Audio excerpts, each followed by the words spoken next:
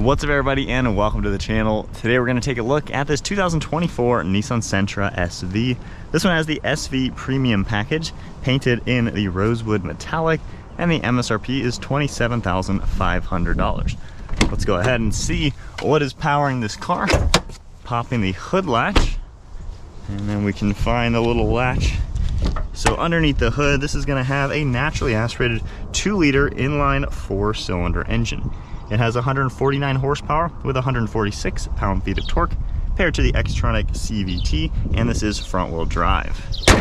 With all that, the car weighs in around 3,000 pounds, has a 12.4 gallon fuel tank, and you can expect 30 miles per gallon in the city with 40 out on the highway. Now for the headlights, got some black design for the housing with a little bit of chrome up above. Fades into this black grille with more chrome trim, and then the grille itself has a decent amount of openings to provide some cooling. You have a nice looking front end overall. For being an inexpensive economy car, it does look pretty nice with some good style to it, sharp body lines throughout the hood, and then more of that black color in the lower portion of the bumper. As we make our way around to the side profile, you have a set of 17-inch wheels, nice two-tone color, sharp lines throughout the front fender, and then some sharp lines throughout the lower portion of these doors. I also like this one sharp body line up above. You're gonna see body color door handles and mirror caps, some chrome trim and black trim throughout all these windows, and I really like how this black trim kind of cuts in between the roof line. Got your sunroof up on top, and then the entire side profile, nice and proportional. Again, it has some size to it. It doesn't just look like a little economy car. It has a good profile, good proportions. As we make our way in back, got a nice sharp body line throughout this rear, cutting into those taillights. And there's even a body color spoiler mounted above. All of your badging, backup camera, parking sensors in back, and then a little diffuser with some plastic trim, nice little fins to it.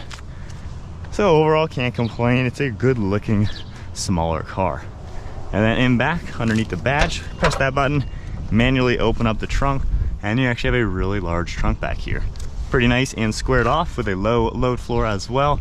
And then for the rear seats, they are manual, so you go into here, there's these little pull pins. Go ahead and pop that, and just reaching over to the other side, we can get these seats down. Nearly folding flat, good area into that trunk.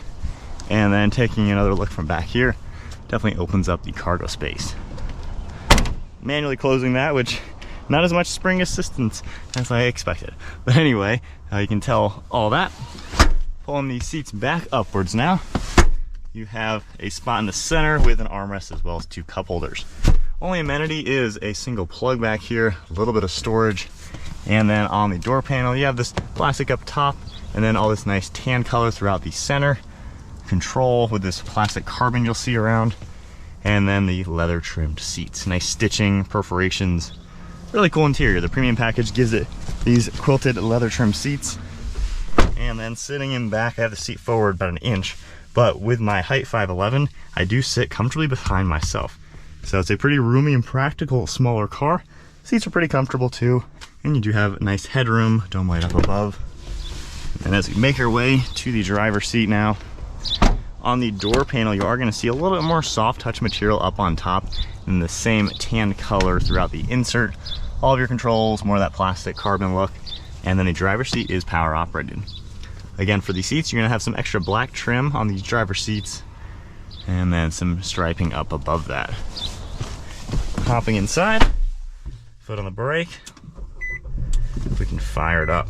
You have a pretty cool flat bottom design on the steering wheel, black leather, all your silver trim, cruise control settings on the right side, some more information and audio controls on the left, and then for the gauge cluster, you have an analog tach and speedometer, but you can also scroll through some of these screens. So I can go left and right, see all sorts of different settings within the car, and then you have more information right here, and then you can keep going into audio, and then a few more settings like trip and your efficiency.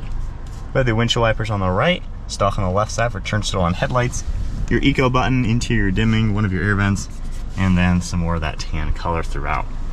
Pretty cool looking. It is a rubber material up on the dash with this faux stitching, but nonetheless it does tie in very well to the interior.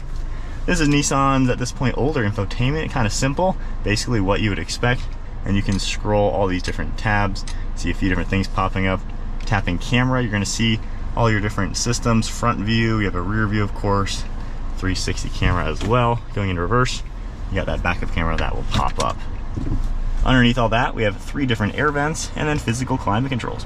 Heated seats and steering wheel, dual zone temperature control, your fan speed in the center, you can sync everything, auto start stop feature down below, a few different plugs and storage, cup holders in the center with more storage, your gear select, and then the nice tan all throughout the center. Good amount of storage down below as well. And then the glove box is what you would expect. One last look at the interior, especially for sub 30 grand economy car. I mean, this is pretty nice even to see the leather trim seats. All the quilting definitely looks pretty cool. Manual sunshade up above with that control. And then we have a sunglass holder, thin mirror with garage door buttons underneath.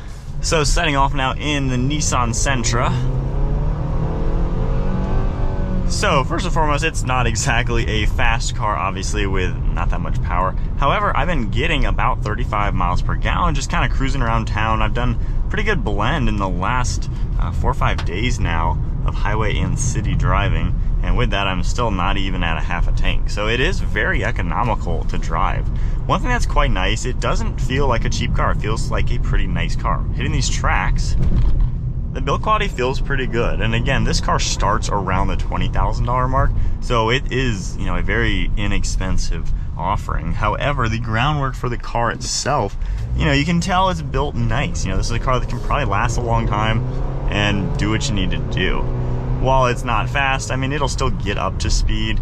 You know, highway traffic, if you're really merging, you do kind of have to let the cars go. There's been a few times where I didn't want to pull out in front of a car just because it's not that fast. So that's just the one thing you might want to consider, but any kind of car in this category is probably going to be the same as far as power.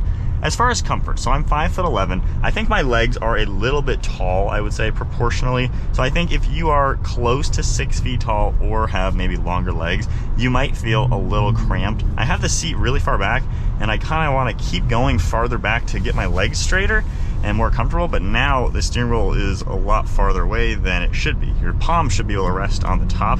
So I'm like 3 inches too far back, but my legs are comfortable now.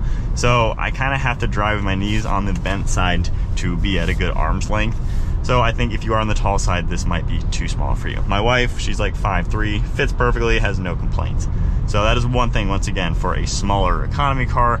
Depending on your height, you might need something bigger and more spacious. Maybe a Nissan Rogue, you know, they're not all too expensive, and the crossover design gives you a little bit better space for your legs. Other than that though, it rides really smooth, the suspension absorbs bumps, and it's pretty quiet. We're going 52. I mean, you don't even really hear the cars passing you, you don't really hear much wind noise or road noise, even going on the highway, going around 75 miles an hour. I mean, it's a very comfortable car to be in. The seats themselves are very padded and very comfortable. However, the base is very flat, so you can't really sink your butt down into it. I always feel like my butt's gonna slide forward in the seat. So once again, it doesn't have that higher level of comfort that you would see in maybe an Altima or, of course, more expensive cars. So they're comfortable enough. I mean, it's not bad. We've done quite a bit of driving in this. Interior ergonomics are incredibly easy. Everything's easy to use. Armrests are in a great place. I mean, it's easy to drive. It's easy to just fit in here normal. The buttons are incredibly simple. Physical climate controls. Old school system right here, really not all too up to date. Again, it gets the job done. You really can't complain. So not a bad car, you know, if you're looking for an economy car but want something that has a cool touch to it, this is definitely above your typical economy car. Now you can get a basic Sentra with a kind of a basic cheap interior with cloth everywhere, or you can get, you know, this fully loaded one, which is pretty cool to look around and see the materials. So I like what Nissan has done with the Sentra in general. You can get a cheap car or a still cheap, but you know, a little bit more expensive than cheap, and get something that's nicely equipped. So I think they have a good spectrum of cars across the price spectrum to really get what you want.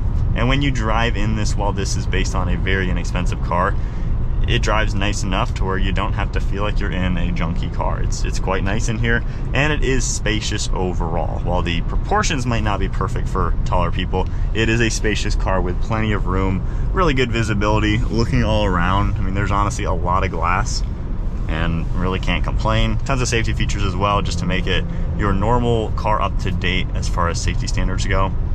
So definitely something to take into consideration if you're on a budget and want something that is economical and pretty useful.